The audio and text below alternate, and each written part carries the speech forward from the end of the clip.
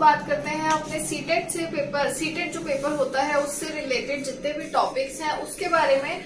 अगर आपके पेपर से रिलेटेड कोई क्वेरीज हैं तो वो भी आप मुझसे पूछ सकते हैं, मैं आपको सारे क्वेरीज का जवाब देने की कोशिश करूंगी।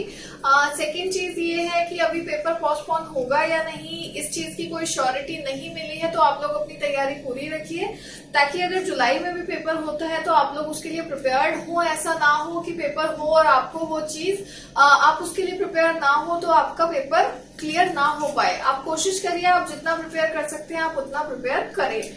आज हम इस क्लास में बात करेंगे इंग्लिश के बारे में। इंग्लिश के 6 टॉपिक्स हम कर चुके हैं। अगर आपको प्रीवियस टॉपिक्स देखने हैं तो इस वीडियो के नीचे हम उसका लिंक डाल देंगे, आप वहां से उन टॉपिक्स को देख सकते हैं। आज हम टॉपिक 7 करेंगे पेपर 1 का, जो हमारा है evaluation of comprehension and language skills. Comprehension को कैसे इवेल्युएट करें और लैंग्वेज की बाकी स्किल्स को भी। तो देख लेते हैं, चलिए शुरू करते हैं हमारी आज की क्लास। इंपॉर्टेंस ऑफ एवोल्यूशन यानी कि इवेल्युएशन की हमें इंपॉर्टेंस क्यों है, इवेल्युएशन की क्यों हमें इवेल्युएट करना जरूरी है, चेक करना जरूरी है। The aim of education is to make children capable of becoming responsible, productive and useful members of a society and develops knowledge, skills and proficiency। वो बोलते हैं एजुकेशन का एम है कि वो बच्चों को कैपेबल बनाए, कि वो रिस्पॉन्सिबल बने, प्रोडक्टिव बने यानी कि कुछ काम कर सके और सोसाइटी के लिए एक यूजफुल मेंबर हो। उसके अलावा उनकी नॉलेज डेवलप होनी चाहिए, उनकी स्किल्स डेवलप होनी चाहिए और वो प्रोफिशिएंसी होनी चाहिए उनकी लैंग्वेज के अंदर। दूसरी बात करते हैं जेडब्ल्यू राइटस्टोन की। जेडब्ल्यू राइटस्टोन जो थे, इन्होंने इवेल्युएशन के बारे में अपनी एक डेफिनेशन दी थी। इन्होंने कहा था evaluation is a new technical term introduced to design a more comprehensive concept of measurement. उन्होंने बोला इवेल्युएशन जो है वो एक टेक्निकल टर्म है जिसे इंट्रोड्यूस किया गया है, किस लिए, ताकि बेसिकली जो कॉम्प्रिहेंशन करते हैं बच्चे उसको हम मेजर कर सके कि बच्चा जो है वो कितना समझ पा रहा है। अगली चीज है it is a continuous process. Evaluation जो है वो एक कॉन्टिन्यूअस प्रोसेस है यानी कि चलता ही रहेगा हमेशा। ऐसा नहीं है कि मैं सिर्फ एग्जाम्स लेके बच्चों को इवेल्युएट कर लूंगी और बीच में उनको बिल्कुल भी इवेल्युएट नहीं करूंगी। It forms an integral part of whole learning process and is closely related to educational objectives. ये जो है बेसिकली एक इंटीग्रल पार्ट है हमारे लर्निंग प्रोसेस का इवेल्युएशन। अगर बच्चा कुछ सीख रहा है तो उसे इवेल्युएट करना जरूरी है, उसके लिए भी और टीचर के लिए भी, ताकि टीचर ये समझ सके कि बच्चे को कितना समझ आ रहा है, वो किस चीज में कितनी ज्यादा प्रोफिशिएंसी गेन कर रहा है और बच्चे को भी पता लगे कि कहाँ पे वो लैग कर रहा है, उसे और अच्छे से सीखने की जरूरत है।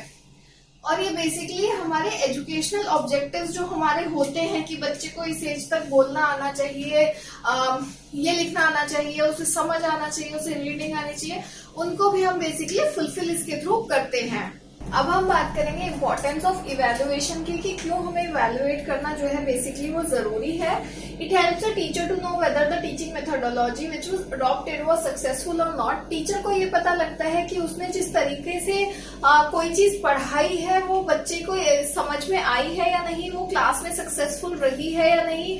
सपोजिंगली मैंने कोई चैप्टर ऑडियो विजुअल टूल्स के थ्रू पढ़ाया, यानी कि स्क्रीन पे वीडियो दिखाई और उसके थ्रू उसको समझाने की कोशिश करी, लेकिन बच्चों को वो चैप्टर उस तरीके से समझ नहीं आया, तो मेरा जो वो मेथड है वो फेल हो गया है क्लासरूम में। तो मुझे उस टॉपिक के लिए शायद कोई और तरीका इस्तेमाल करना पड़े, यूज करना पड़े, जिससे बच्चे उसे समझ पाए।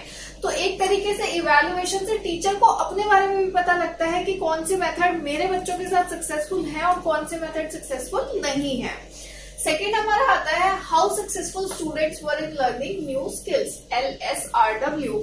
स्टूडेंट्स जो हैं वो नई स्किल्स को सीख पा रहे हैं या नहीं सीख पा रहे।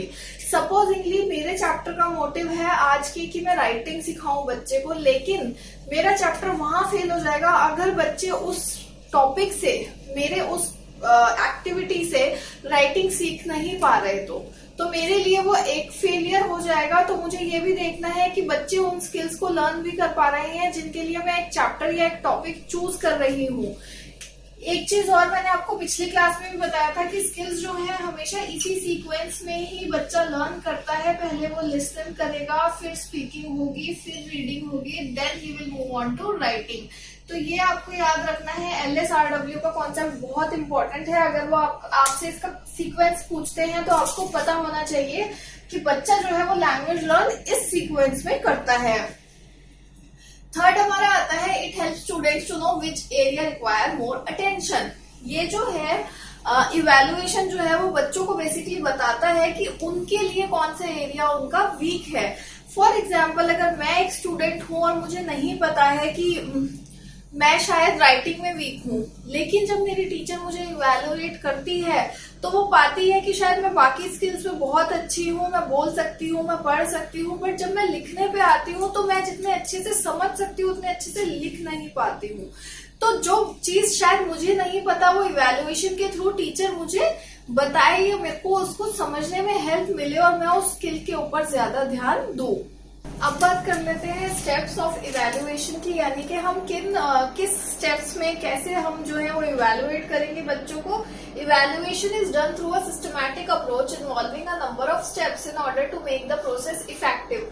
इवैल्यूएशन जो है वो बहुत ही सिस्टमैटिक अप्रोच है, एक सिस्टम में चलता है जिसमें कुछ स्टेप्स होते हैं जिसको हमें फॉलो करना होता है ताकि जो प्रोसेस है इवैल्यूएशन का वो इफेक्टिव हो, वो सही रिजल्ट हमें दे। They are as follow. ये स्टेप्स हैं जो हमें फॉलो करने हैं। Determine educational objective. सबसे पहले हमें ऑब्जेक्टिव पता होना चाहिए कि हम किस चीज को इवैल्यूएट कर रहे हैं। अगर मैं राइटिंग स्किल को इवैल्यूएट कर रही हूँ तो मैं सिर्फ वही चीज देखूंगी बच्चे की, उस टाइम पे मैं रीडिंग स्किल को इवैल्यूएट नहीं करूंगी। Number 2, organize learning experience. मेरे को लर्निंग एक्सपीरियंसेस बच्चों के लिए ऑर्गेनाइज करने पड़ेंगे अकॉर्डिंग टू माय ऑब्जेक्टिव। जो मेरा ऑब्जेक्टिव है उसके अकॉर्डिंग बच्चों को एक्टिविटीज करानी है मुझे। Measure behavioural changes. मुझे देखना है बच्चे में कितना प्रोग्रेस आ रहा है, या कोई बच्चा जो बहुत अच्छा था वो एकदम से डाउन जा रहा है, तो ऐसा क्यों हो रहा है। Perform test. और फिर इन दी एंड मुझे देखना है उसको टेस्ट करके, उनके उस स्किल्स को जिसको भी मैं चेक कर रही हूँ मुझे उन्हें टेस्ट करके देखना है कि बच्चा जो है वो कितना इम्प्रूव किया है या कहीं इम्प्रूव नहीं कर रहा है, तो उसके रीजंस क्या हैं।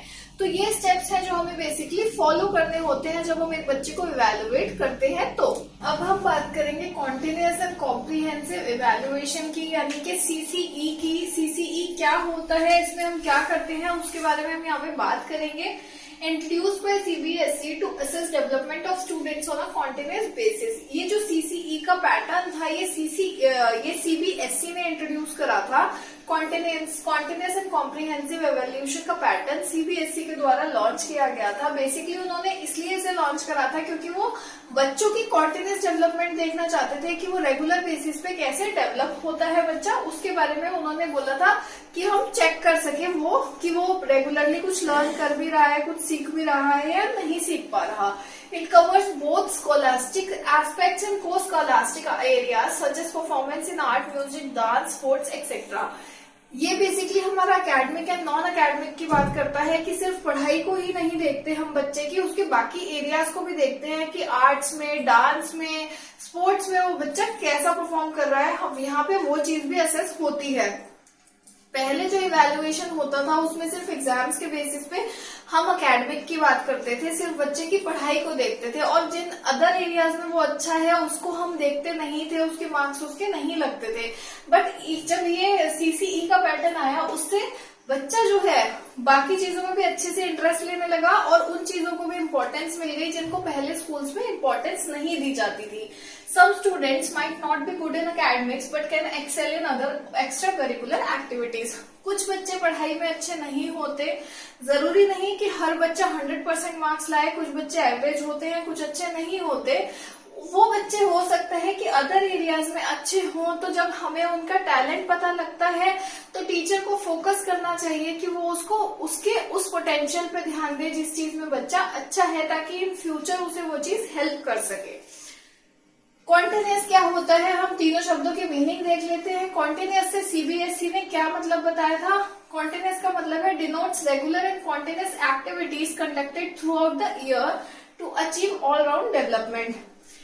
कॉन्टिन्यूस जो है बेसिकली डिनोट करता है रेगुलर और कॉन्टिन्यूस होने वाली एक्टिविटीज को जो पूरे साल चलती रहती है, ताकि बच्चे की ऑल राउंड डेवलपमेंट हो, मेंटल, फिजिकल, मोरल, इमोशनल, उसकी ऑल राउंड डेवलपमेंट होनी चाहिए।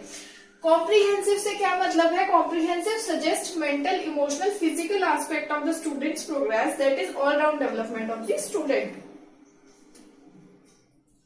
कॉम्प्रिहेंसिव भी जो है वो मेंटल, इमोशनल और फिजिकल एस्पेक्ट की बात करता है बेसिकली, कि बच्चा जो है वो ऑल राउंड तरीके से ही डेवलप होना चाहिए। इवैल्यूएशन का यहाँ पे मतलब है it suggest variety of tools and techniques which are used to assess and evaluate the students progress.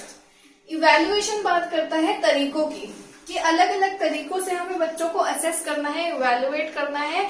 सिर्फ मुझे पेपर पेन टेस्ट नहीं लेना है, पेपर पेंसिल टेस्ट नहीं लेना है कि मैं बच्चे के मार्क्स आएंगे या उसकी लर्निंग जो है उसके बेसिस पे मैं चेक करूंगी कि बच्चा जो है कितना सीख रहा है या नहीं सीख रहा। अलग अलग तरीके हो सकते हैं, बच्चा ग्रुप डिस्कशन में कैसा है, प्रेजेंटेशन में कैसा है, डांस में कैसा है, सिंगिंग में कैसा है, क्लास में कितना अटेंटिव है, एक्टिव है। बहुत चीजें हैं जिसके बेसिस पे हम बच्चों को असेस कर सकते हैं।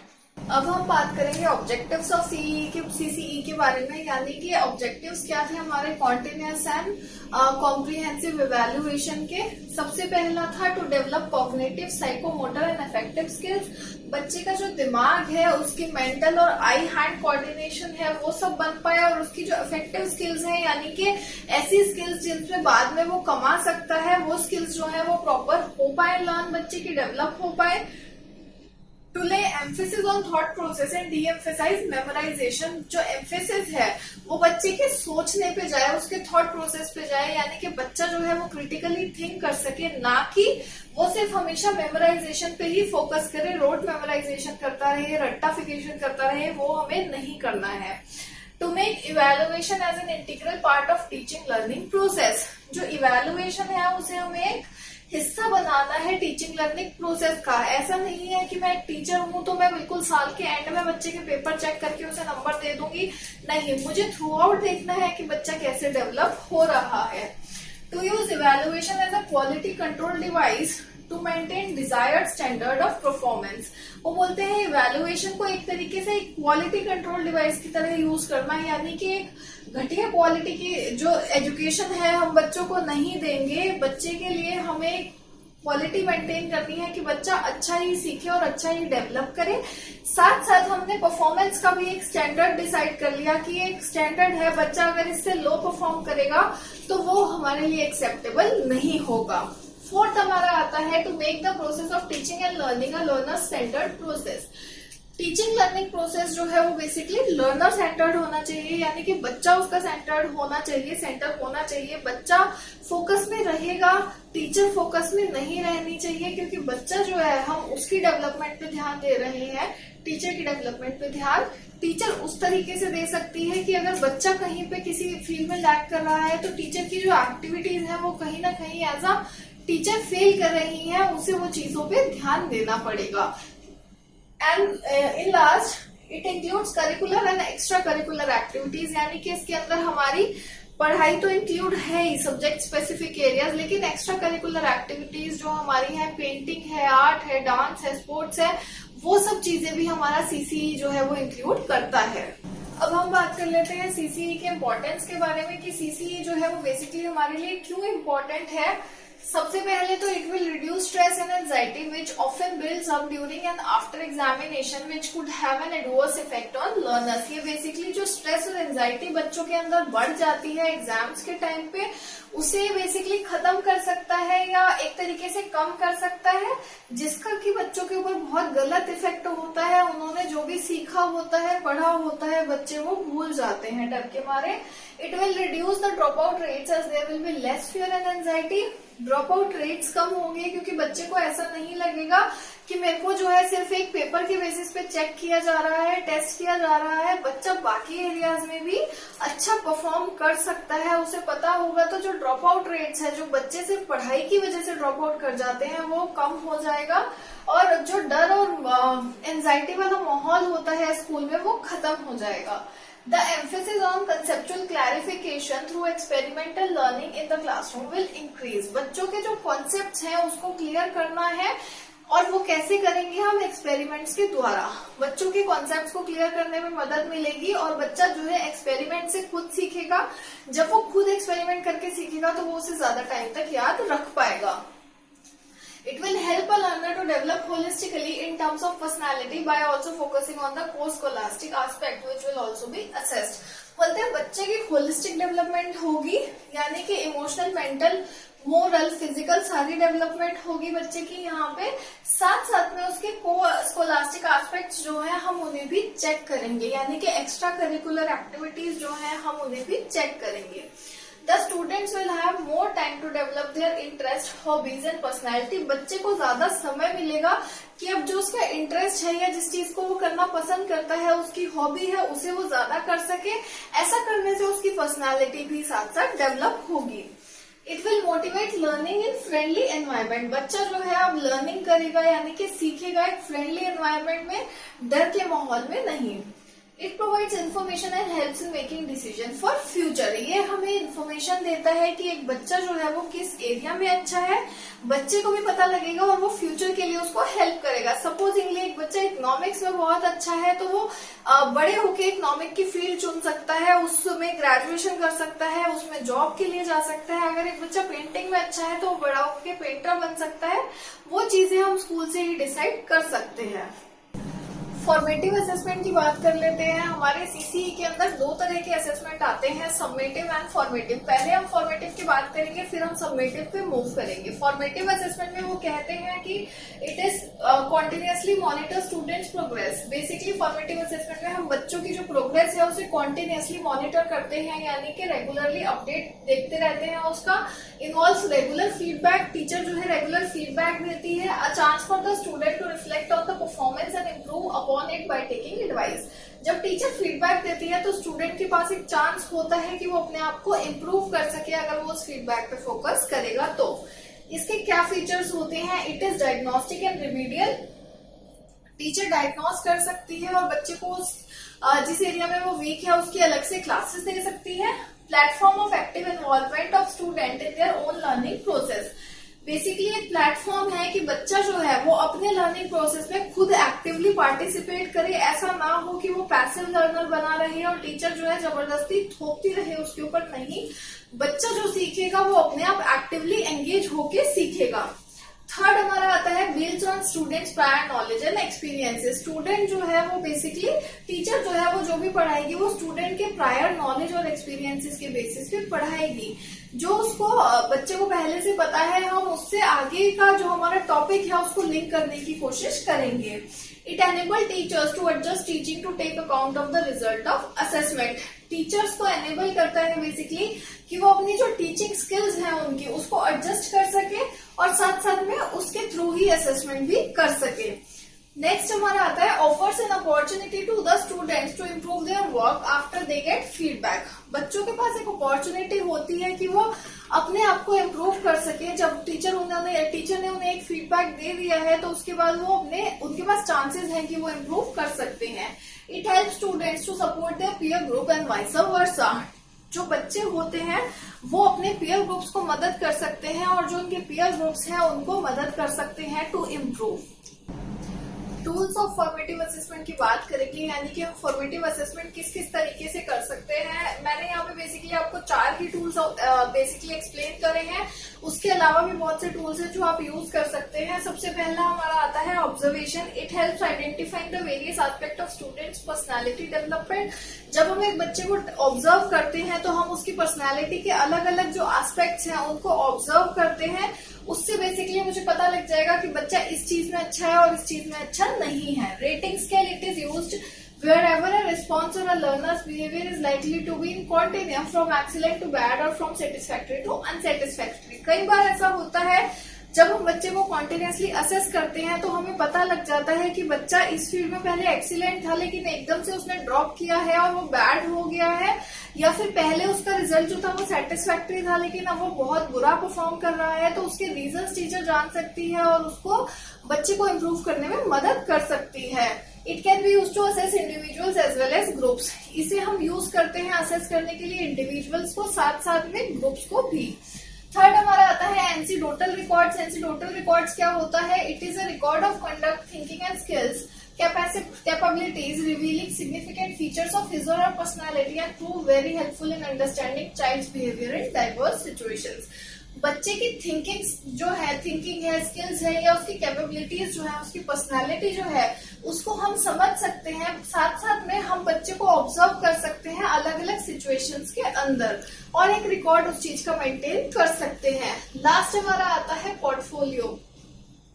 It is a cumulative record of growth and development of a skill or competence in an area over a period of time. Basically एक रिकॉर्ड मेंटेन होता है, ये हर स्कूल में किया जाता है। इसमें बच्चे की फोटोग्राफ, उसकी वर्कशीट्स, उसका फॉर्म, वो सब एक टीचर जो है मेंटेन करती है, जो हमें हेल्प करता है इन फ्यूचर। अगर हमें उस बच्चे के बारे में कुछ चेक करना है तो हम देख सकते हैं कि ये बच्चा प्रीवियस क्लास में कैसे परफॉर्म कर रहा था और इस क्लास में आके सडनली इसने क्यों इतना बैडली परफॉर्म करना शुरू कर दिया है, या अगर इम्प्रूवमेंट हुई है तो वो भी हम उसके थ्रू चेक कर सकते हैं। समेटिव असेसमेंट क्या होती है? It is carried out at the end of a course of learning. जो एंड में एग्जाम होते हैं, एंड टर्म एग्जाम्स होते हैं, वो समेटिव असेसमेंट कहलाते हैं। इट मेजर्स और sums up how much a student has learn from the course. ये बेसिकली मेजर करता है कि थ्रू आउट द ईयर बच्चे ने कोर्स से क्या सीखा है। Level of achievement at a given point of time, ये लेकिन सिर्फ एक लेवल ऑफ अचीवमेंट देखता है, सिर्फ एक गिवन समय पे, पूरे साल भर में नहीं। इसके फीचर्स क्या है? It is the traditional way of evaluation. Traditionally हम इसे यूज करते हुए आ रहे हैं, तो ये ट्रेडिशनल वे ऑफ इवेल्युएशन है। Number 2, the technique used in is examination and the tool used is paper and pencil test. Technique जो है वो एग्जाम है और टूल क्या है? Paper pencil test. थर्ड आता है, इट में include objective type question, long answer type question और शॉर्ट आंसर टाइप क्वेश्चन। इसमें 3 तरह के क्वेश्चन पूछे जाते हैं, ऑब्जेक्टिव, लॉन्ग या short answer type question. Fourth आता है, question as a tool are primarily used in examination to find out what children know and think and feel. Question जो है हम सिर्फ एग्जामिनेशन में क्वेश्चंस के थ्रू जानने की कोशिश करते हैं कि बच्चे को कितना पता है, वो क्या सोचता है और उसे कैसा महसूस हो रहा है। A good test in English should be based on the objective of teaching English in our school. एक जो अच्छा टेस्ट होता है इंग्लिश में, बेसिकली वो किस पे बेस्ड है कि हम इंग्लिश क्यों पढ़ा रहे हैं, उस ऑब्जेक्टिव पे बेस्ड है हमारे स्कूल्स में, जिसमें हम देख सकते हैं बच्चे की डेवलपमेंट हो रही है listening, speaking, reading and writing में या नहीं। तो ये चीजें हैं जो हमें समेटिव असेसमेंट के बारे में, बेसिकली फीचर्स हैं इसके जो हमें ध्यान रखने चाहिए। अब हम बात कर लेते हैं कि इवैल्यूएशन कैसे करेंगे हम लिसनिंग स्किल्स का। एबिलिटी टू अंडरस्टैंड वोकैबुलरी, बच्चा वोकैबुलरी को यानी कि शब्दों को समझ पाता है या नहीं। Distinguish between language 1 and language 2, बच्चा अपनी मदर टंग में और सेकेंड लैंग्वेज में फर्क कर पा रहा है या नहीं। अंडरस्टैंड सेंटेंस स्ट्रक्चर, यानी ग्रामर समझ पा रहा है बच्चा उस लैंग्वेज की। To respond to what she hear, जो भी वो सुनता है वो उसे रिस्पॉन्ड कर पाता है या नहीं। To draw meaning from what she hears, meaning निकाल पाता है जो भी वो सुनता है उसका या फिर नहीं। To recognize English speech sounds, recognize कर पाता है इंग्लिश के स्पीच साउंड्स को या फिर नहीं। It can be done on the basis of, in basis पे हम उसको मतलब बेसिकली इवेल्युएट करेंगे। फ्लुएंसी कैसी है उसकी, स्ट्रेस कितना देता है वो शब्दों पे, उसका रिदम कैसा है, किस लय में वो बात करता है। मॉड्यूलेशन ऑफ वॉइस, सिचुएशन के हिसाब से अपनी आवाज को बदलता है या नहीं बदलता। एक्सप्रेशन, उसकी आवाज से हमें उसके दुख या खुशी का पता लगता है या फिर नहीं लगता। अब हम बात कर लेते हैं हाउ टू असेस, यानी कि हम कैसे जो है वो रीडिंग एबिलिटीज को, रीडिंग स्किल्स को चेक करेंगे। A post listening activity must reflect the real life uses to which student might put information they have gained from listening. Basically हमें एक पोस्ट लिसनिंग एक्टिविटी रखनी है। जब हमने एक लिसनिंग का टास्क कराया है तो उसके बाद एक एक्टिविटी बच्चों के लिए रखनी है, जिससे कि बच्चा जो है वो हमें बता सके कि उसने लिसनिंग के थ्रू क्या सीखा है। Must have a purpose other than assessment, सिर्फ हमें उन्हें चेक नहीं करना है, हमें बच्चे की डेवलपमेंट में हेल्प करनी है। Must require student to demonstrate their level of listening through completion of some task, बच्चे जो है वो हमें डेमोन्स्ट्रेट करें यानी कि दिखाएं कोई कंप्लीट करके टास्क की उन्होंने लिसनिंग जो है उनकी स्किल जो है वो अच्छे से डेवलप हो गई है। If the child can respond to non classroom situations, बच्चा जो है वो क्लासरूम के बाहर लिसनिंग स्किल का कितने अच्छे से यूज कर पाता है, वो भी एक टीचर को देखना है।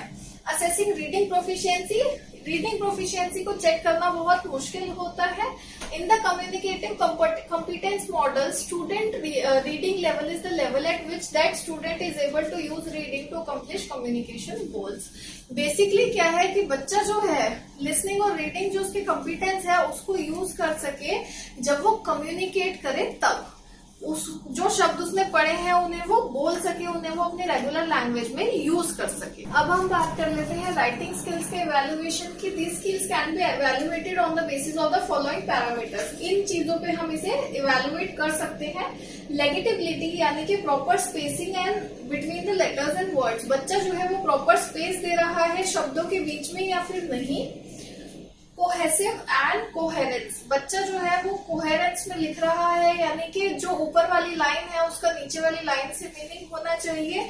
अगर हम उसे पढ़े तो हमें उसे ओवरऑल समझ आना चाहिए कि वो क्या कहना चाहता है। Systematic and logical arrangement of ideas, जो उसके आइडियाज हैं उसने सिस्टमैटिकली और एक अरेंजमेंट के थ्रू लगाए हैं। ये नहीं कि जो चीज बाद में आनी चाहिए वो पहले और जो पहले आनी चाहिए वो बाद में है। ओरिजिनलिटी ऑफ आइडियाज, उसके अपने आइडिया कितने हैं, कितने ओरिजिनल चीजों की वो बात कर रहा है। क्लैरिटी ऑफ एक्सप्रेशन, वो जो कहना चाहता है वो उसकी राइटिंग में दिख रहा है या नहीं। गुड हैंड राइटिंग, उसकी हैंड राइटिंग अच्छी हो। These activities can be use, हम इन एक्टिविटीज को यूज कर सकते हैं। Arranging jumbled words, jumble word दे सकते हैं बच्चे को बोल सकते हैं टू राइट अ पोएम और अ प्ले। कंप्लीटिंग अ पैराग्राफ, हम पैराग्राफ कंप्लीट करा सकते हैं। Writing a picture composition, picture देखिए बच्चे को बोल सकते हैं कि इस पिक्चर में क्या हो रहा है, आप लिख के बताओ। फॉर एन एग्जाम्पल, एक पिक्चर में सपोजिंगली दो लोग बात कर रहे हैं। एक बच्चे के लिए वो बात करते हुए फोटो हो सकती है, दूसरे के लिए वो लड़ते हुए हो सकती है, तीसरा उसके लिए एक अलग ही सिनेरियो बना सकता है। तो वो एक बहुत इंटरेस्टिंग एक्टिविटी हो जाती है जो हमें क्लासरूम में यूज करते हैं। तो आज हमने evaluation of comprehension and language skills वाला टॉपिक कंप्लीट कर लिया है। अगर आपको कुछ भी समझ नहीं आया है तो कमेंट करके आप मुझसे पूछ सकते हैं। अगर आपको वीडियो अच्छी लगी है तो हमें लाइक करिए, बेल आइकन दबा लीजिएगा ताकि आपको हमारे वीडियो के अपडेट्स मिलते रहें, क्योंकि अगर आप बेल नहीं दबाते तो अपडेट्स मिस हो जाते हैं। आप हमें सब्सक्राइब करिए, लाइक करिए। Thank you.